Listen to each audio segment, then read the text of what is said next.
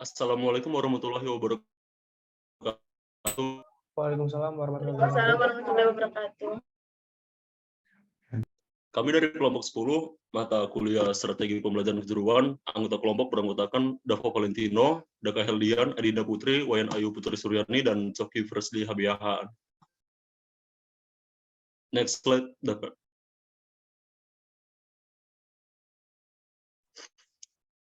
Di sini kami akan membahas tentang model pembelajaran kolaboratif, model pembelajaran learning. Next slide, Daka. 1. Model pembelajaran kolaboratif. Model pembelajaran kolaboratif dalam bahasa Inggris, collaborative learning adalah situasi di mana terdapat 2 atau lebih orang belajar atau berusaha untuk belajar sesuatu secara bersama-sama. Tidak seperti belajar sendirian, orang yang terlibat dalam collaborative learning memanfaatkan sumber daya dan keterampilan satu sama lain, minta informasi lain, memantau pekerjaan satu sama lain, dan lain-lain. Untuk slide keempat dan sampai 6 akan dilanjutkan oleh Adinda Putri. Baik, terima kasih moderator. Di sini saya akan melanjutkan materi ciri-ciri model pembelajaran kolaboratif. Pembelajaran kolaboratif memiliki ciri-ciri yaitu struktur tujuan, tugas, dan penghargaannya. Bersifat kolaboratif yang berbeda dengan pembelajaran yang bersifat individualistik dan kompetitif. Diskusi, meeting, dan brainstorming, kegiatan-kegiatan tersebut merupakan salah satu contoh kolaborasi paling sederhana di tempat kerja, di mana kamu dan rekan kerja saling bertukar pikiran dan ide dengan tujuan untuk memecahkan suatu masalah.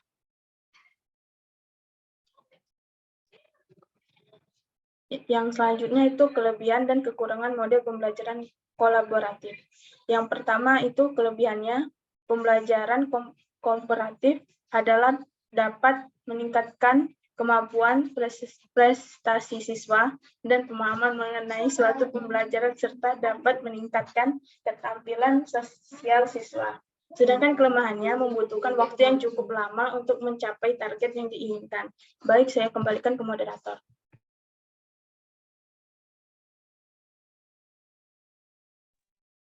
Baik, terima kasih Adinda Putri. Di sini ada yang ingin menambahkan tentang materi tadi? Yang ingin menambahkan silakan ditanya.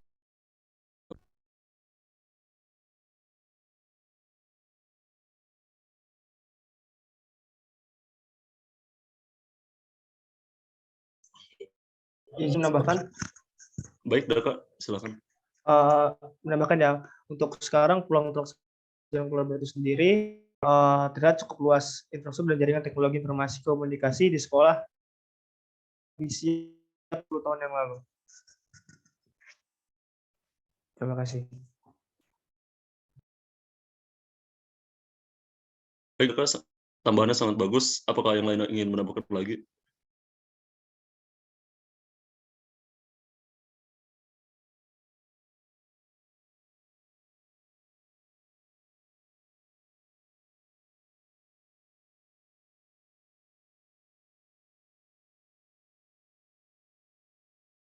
Akan menambah kolaboratif kan serta berbagai tingkat tujuh sama. Untuk selanjutnya akan dilanjutkan oleh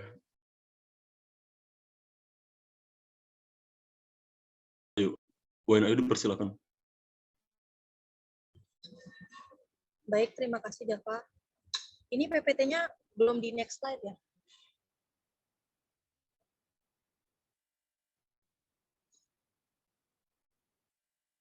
Udah Wayan, ini udah benar. Oh, tempat aku belum muncul soalnya. Udah. 2. Model pembelajaran tematik. Merupakan pembelajaran dengan suatu kegiatan pembelajaran yang mengintegrasikan pelajaran dalam satu tema atau topik. Pembahasan sesuai dengan kebutuhan lingkungan peserta didik yang akan menjadi lahan dunianya. Pembelajaran tematik mempunyai beberapa prinsip. Yang pertama, ada bersifat kontekstual. atau terintegrasi dengan lingkungan. Yang kedua, ada bentuk belajar dirancang agar peserta didik menemukan tema. Yang ketiga, efisiensi, yaitu terdiri dari beberapa pelajaran sekaligus. Next.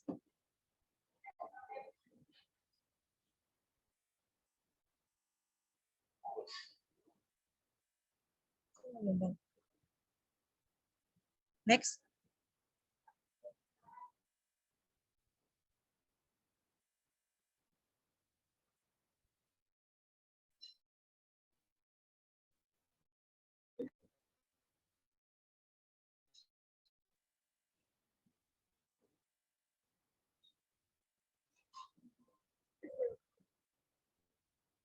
Selanjutnya ada ciri-ciri pembelajaran tematik. Yang pertama, ciri-ciri pembelajaran tematik. Yang pertama, aktif dan berpusat pada murid. Yang kedua, memberikan pengalaman langsung. Pembelajaran tematik dapat memberikan pengalaman langsung kepada murid. Yang ketiga, menyajikan konsep dari beberapa mata pelajaran. Yang keempat, bersifat fleksibel. Dan murid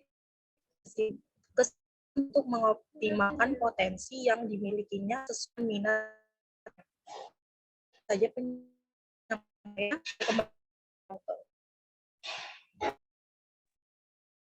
kasih Wayan atas penjelasannya. Untuk slide selanjutnya akan dibacakan oleh Daka.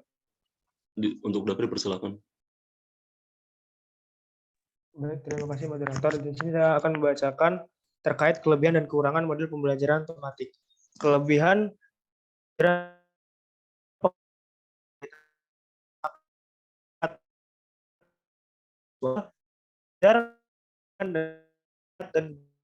kegiatan mengembangkan berpikir dengan meyakinkan sifat pragmatis yang dekat dengan keseharian siswa. Keenam, atau terakhir, meningkatkan kerjasama antar guru dalam merancang kegiatan pembelajaran. Sendiri,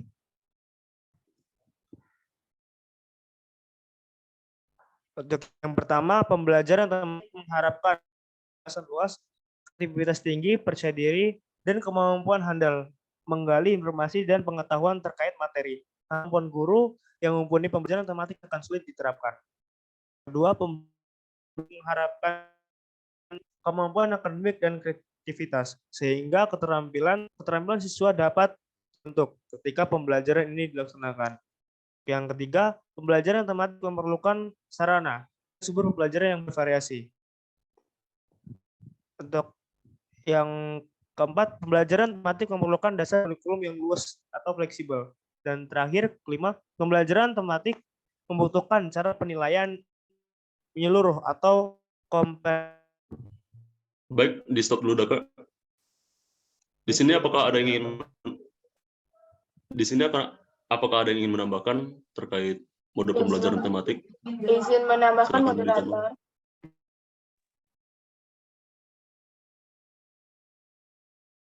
Silakan. Baik, terima kasih moderator. Di sini saya ingin menambahkan tujuan pembelajaran tematik. Yang pertama itu adalah mudah memusatkan perhatian pada satu tema atau topik tertentu. Yang kedua, mempelajari pengetahuan dan mengembangkan berbagai kompetensi mata pelajaran dalam tema yang sama. Dan yang ketiga, memiliki pemahaman terhadap materi pelajaran lebih mendalam dan berkesan. Baik, saya kembalikan ke moderator. Terima kasih. Terima kasih Dinda atas penjelasannya. Untuk yang lain yang ingin menambahkan dipersilakan. Mungkin izin menambahkan sedikit, moderator. Baik, silakan. Pembelajaran tematik juga merupakan pembelajaran terpadu yang menekankan keterlibatan siswa dalam pembelajaran. Pembelajaran ini melibatkan beberapa kompetensi dasar, hasil belajar, dan indikator dari suatu mata pelajaran, atau bahkan beberapa mata pelajaran. Melalui pembelajaran tematik, siswa juga diharapkan dapat belajar dan bermain dengan kreativitas yang tinggi. Terima kasih. Baik, terima kasih Daka atas penjelasannya.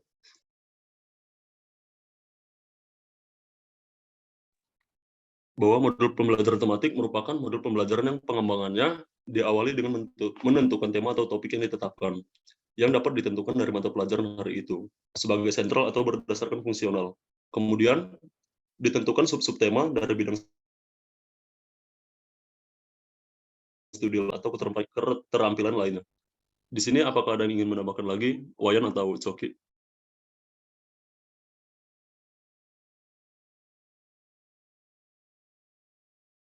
Baik, jika tidak ada yang ingin menambahkan, kita lanjutkan saja. Untuk slide selanjutnya akan dibacakan oleh Coki. Untuk Coki dipersilakan.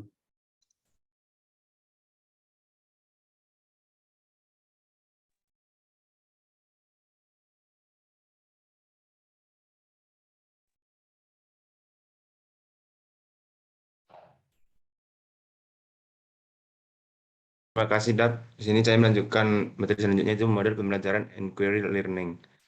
Model pembelajaran inquiry learning adalah kegiatan pembelajaran yang memfasilitasi peserta didik untuk mengajukan pertanyaan, melakukan penyelidikan atau pencarian, eksperimen atau penelitian secara mandiri untuk mendapatkan pengetahuan yang mereka butuhkan.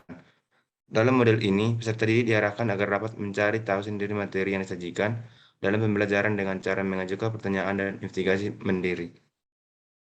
Oke, Dap.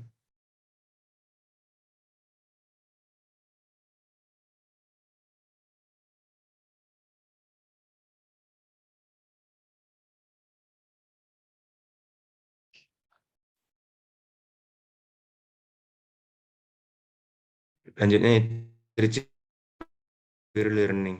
Ciri-ciri pembelajaran inquiry yaitu sebagai berikut. Yang pertama, strategi inquiry menekankan pada aktivitas siswa secara maksud dan menemukan, artinya pendekatan inquiry menempatkan siswa sebagai subjek belajar. Yang kedua, seluruh aktivitas yang dilakukan siswa dia untuk mencari dan menemukan sendiri dari sesuatu yang dipertanyakan, sehingga menemukan sikap percaya diri, yang artinya dalam pendekatan inquiry, guru ditempatkan bukan belajar, melainkan fasilitator dan motivator belajar siswa. Tujuan dari penggunaan mengembangkan kemampuan intelektual sebagai bagian dari proses mental.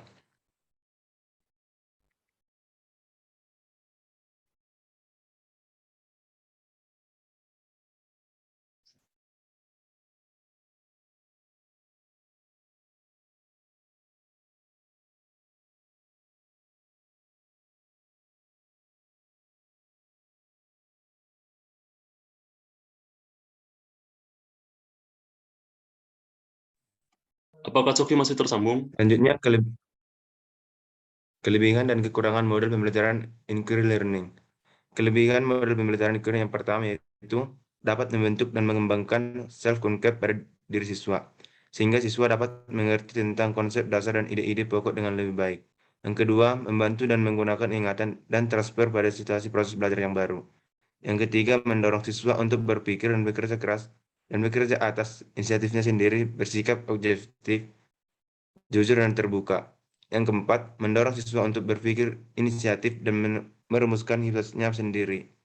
Yang kelima, memberikan kepuasan yang bersifat intrinsik. Yang keenam, situasi proses belajar menjadi lebih merangsang. Kemudian kekurangan model pembelajaran inquiry learning. Yang pertama itu kesulitan pengontrolan kegiatan dan keberhasilan peserta didik. Kedua, model pembelajaran inquiry sulit dilaksanakan karena terbentur dengan kebiasaan peserta didik dalam belajar. Yang ketiga, terkadang dalam implementasinya memerlukan waktu yang panjang, sehingga seringkali pendidik sulit menyesuaikannya dengan waktu yang telah ditentukan.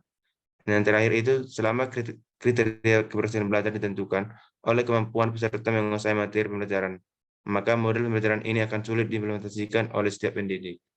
Baik, terima kasih. Dapat saya kembalikan. Baik, terima kasih Coki atas penjelasannya. Di sini apakah ada yang tentang model pembelajaran inquiry learning lagi? Izin Dipersilakan. menambahkan, moderator. Baik, Adinda Putri, dipersilakan.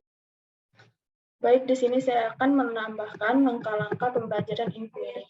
Yang pertama itu ada orientasi, yang kedua merumuskan masalah, yang ketiga merumuskan hipotesis, yang keempat mengumpulkan data, yang kelima menguji hipotesis, yang keenam merumuskan kesimpulan. Baik, saya kembalikan ke moderator. Baik, Putri.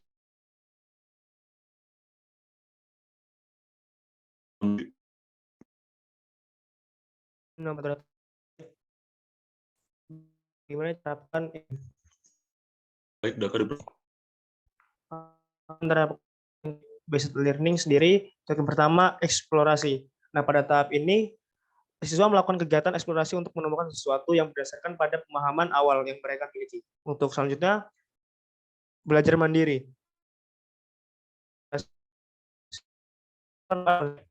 Baru harus mereka pelajari dan mandiri. Mereka belajar secara mandiri berdasarkan perkembangan pemahaman dari hasil tahapan eksplorasi. Untuk yang ketiga, ada ulasan. Pada ulasan ini, siswa mempresentasikan, menjelaskan hasil yang mereka dapatkan dari proses belajar mandiri kepada guru. Untuk yang keempat, konsolidasi. Pada tahap konsolidasi sendiri, siswa bersama-sama dengan anggota kelompoknya melakukan konsolidasi terhadap penemuan mereka. Konsolidasi ini dapat mereka lakukan dengan diskusi kelompok maupun presentasi. Untuk yang terakhir, bimbingan guru. Pada bimbingan guru sendiri ini, penguatan konsep oleh guru yang memberikan bimbingan pada saat proses pembelajaran berlangsung. Seorang guru dapat memulai pembelajaran dengan memutar video baru belajar itu, berikan siswa pertanyaan terkait dengan materi yang guru berikan secara individu atau kelompok. Nah, jadi hal ini dapat membantu membangkitkan rasa ingin tahu dan merangsang pemikiran siswa saat kelas dimulai. Terima kasih. Baik, terima kasih Daka atas tambahannya. Apakah ada yang ingin menambahkan lagi?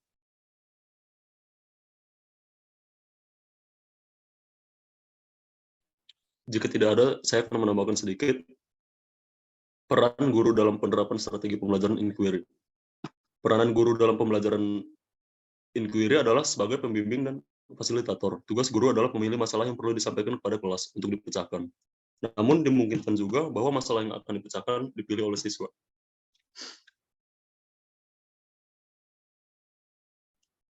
Sampai di sini ada yang ingin menambahkan lagi?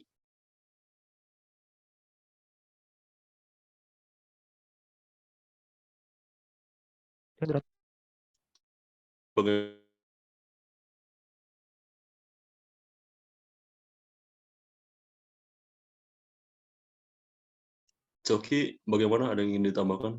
Wayan Ayu, Adinda Putri? Sudah cukup, Cukup sih, moderator.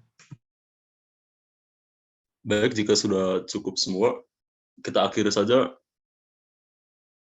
diskusi kita malam ini. Saya akhiri, wassalamualaikum warahmatullahi wabarakatuh. Waalaikumsalam warahmatullahi wabarakatuh.